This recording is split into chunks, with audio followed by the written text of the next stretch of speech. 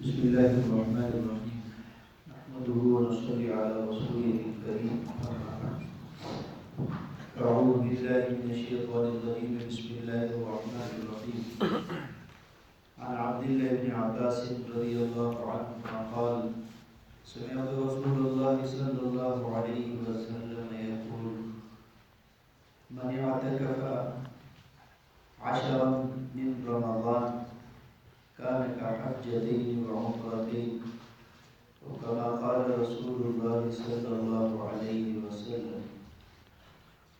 میرے بھائیوں، یہ پورا ہی مہینہ قابل احترام ہے، برکتوں والا ہے،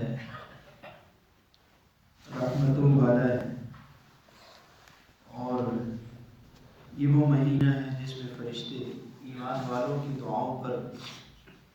آمین کہنے کے لیے اللہ تعالیٰ فرشتوں کو آسمان سے دنیا میں بھیجتا ہے۔ اس کے 2 عشرے تو تقریباً گزر چکے ہیں، آج دوسرے عشرے کا آخری دن ہے اور مغرب سے تیسرا عشرہ شروع ہو جائے گا۔ اس تیسرے عشرے کے مخصوص 2 عمل ہیں، ایک ہے اعتکاف اور دوسرا ہے لیلۃ القدر۔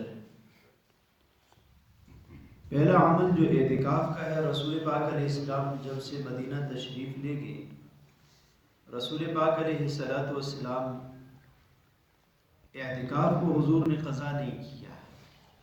سوائے ایک جنگ کے موقع پر کہ آپ صلی اللہ علیہ وسلم مدینے میں موجود نہیں تھے، جہاد کے لیے تشریف لے گئے۔ زندگی میں بس یہی ایک اعتکاف رسول پاک علیہ السلام کا اس عذر کی وجہ سے چھوٹا تھا، اور پھر جو آپ علیہ السلام کی زندگی کا آخری رمضان تھا تو رسول پاک علیہ السلام لیلۃ القدر کی تلاش میں پہلے عشرے کا اعتکاف کیا، پھر دوسرے عشرے کا اعتکاف بھی کیا، اور پھر تیسرے عشرے کا اعتکاف کیا، اور فرمایا کہ لیلۃ القدر اس تیسرے عشرے میں ہے۔ تو علماء نے لکھا ہے کہ رسول پاک علیہ السلام کا جو ایک اعتکاف چھوٹ بھی گیا تھا، حضور نے زندگی کے آخری رمضان میں اس کو بھی قضا لوٹا لی تھی۔ تو بہرحال رسول پاک علیہ السلام کے اعمال میں سے پسندیدہ عمل جو حضور نے زندگی میں کبھی بھی نہیں چھوٹا ہے، تو اس کو آخری سال رسول پاک علیہ السلام نے دوبارہ لوٹا لیا تھا، وہ اعتکاف کا عمل ہے۔ پھر اعتکاف کی 3 قسمیں ہیں۔ ایک اعتکاف کی قسم ہے جو ہم منت مان لیتے ہیں، نظر مان لیتے ہیں، میرا فلانا کام ہو گیا تو میں 1 دن اعتکاف کروں گا، 2 دن اعتکاف کروں گا، 3 دن اعتکاف کروں گا۔ یہ منت والا، نظر والا اعتکاف یہ واجب ہے، اور اس کو روزہ بھی لازم ہے۔ اگر کسی نے اعتکاف کی نظر مانی 1 دن کی تو اس کے ساتھ روزہ بھی رکھنا پڑے گا۔ اعتکاف کی دوسری قسم ہے سنت مؤکدہ یا سنت علی الکفایہ، جو رمضان میں آخری عشرے میں رسول پاک علیہ السلام نے اعتکاف کیا، یہ سنت مؤکدہ ہے اور سنت علی الکفایہ ہے۔ سنت علی الکفایہ کا مطلب یہ ہے کہ اگر پورے علاقے میں ایک آدمی بھی اعتکاف میں بیٹھ جائے گا تو باقی سارے کے سارے گناہ سے بری ذمہ ہو جائیں گے، سارے ذمہ داری سے سبکدوش ہو جائیں گے۔ تو ایک آدمی کا 2 آدمیوں کا بیٹھنا یہ اس طرح ہے جس طرح نماز جنازہ پڑھنے کی جو کیفیت ہے کہ کچھ لوگ جنازہ پڑھ لیں، باقی گناہ گار ہونے سے بچ جائیں گے، تو یہ سنت علی الکفایہ ہے۔ تو میں نے عرض کر دیا آپ سے کہ حضور نے زندگی میں کبھی بھی اس کو نہیں چھوڑا۔ اللہ جن کو توفیق دیتے ہیں یہ پورا عشرہ اعتکاف کر لیں۔ دوسرا درجہ یہ ہے کہ اگر پورا نہ ہو سکے تو کم از کم 1 دن کا اعتکاف تو کر ہی لیں، یہ دوسرا درجہ ہے۔ پہلا درجہ یہ ہے کہ پورا عشرہ اعتکاف ہو، دوسرا درجہ یہ ہے، حضرت علی رضی اللہ عنہ رسول پاک علیہ السلام سے روایت کرتے ہیں کہ جس شخص نے 1 دن کا اعتکاف کیا، من اعتکف یوما، جس نے 1 دن کا اعتکاف کیا اللہ کی رضا کے لیے، تو اللہ تعالیٰ اس معتکف اور جہنم کے درمیان میں اللہ 3 خندقیں فاصلہ کر دے گا۔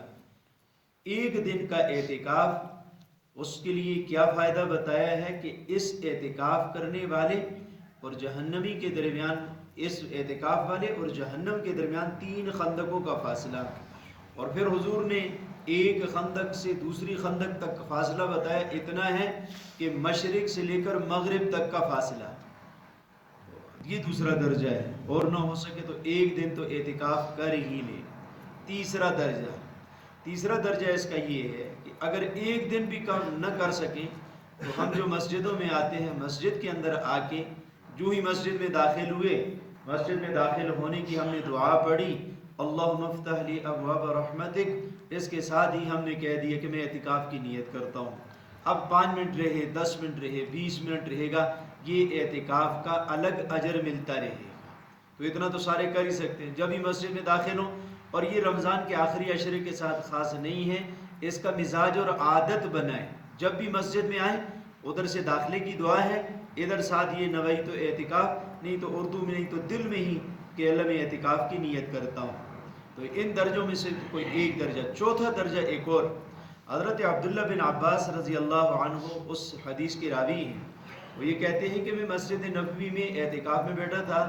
ایک نوجوان مسجد میں آیا تو میں نے دیکھا اس کا رنگ بدلا پڑا تھا، بڑا غمگین تھا۔ میں نے اس سے پوچھا کیوں پریشان ہو؟ کہا کہ ارے عبداللہ، میرے اوپر فلاں شخص کا ایک حق ہے، ممکن ہے یہ مقروض ہوگا،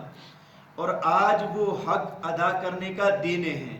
کہ وہ حق میں نے آج دینا ہے، لیکن اللہ جانتا ہے کہ میرے پاس وہ حق ادا کرنے کے لیے کچھ بھی نہیں،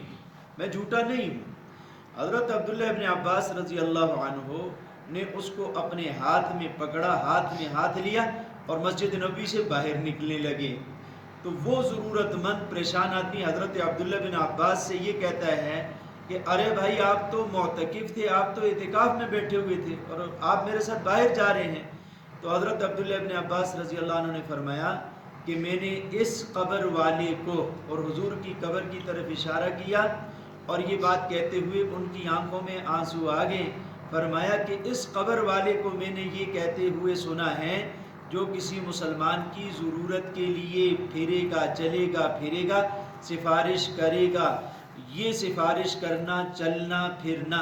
یہ 10 سال کے اعتکاف سے زیادہ فضیلت رکھتا ہے۔ نہیں اتنا اور نہ ہو سکے تو کسی مسلمان کی ضرورت کے لیے بات کرنا، اور ایک یہ کہ اس مسلمان کی ضرورت میں پوری کر دوں،